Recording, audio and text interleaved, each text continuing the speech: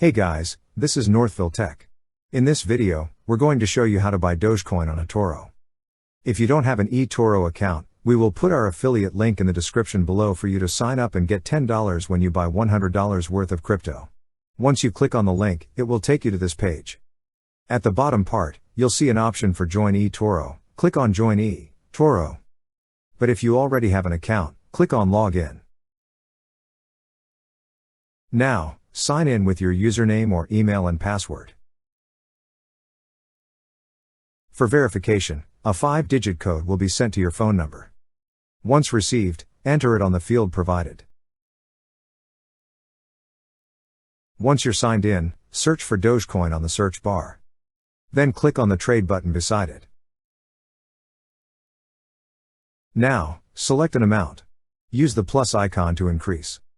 In this video, we're going to purchase $100 worth of Dogecoin. After that, click on the button that says Open Trade. And that's how you buy Dogecoin on eToro. Thank you so much guys for watching, and if you have not yet subscribed to our YouTube channel, please subscribe to our YouTube channel as we create tech videos almost every day.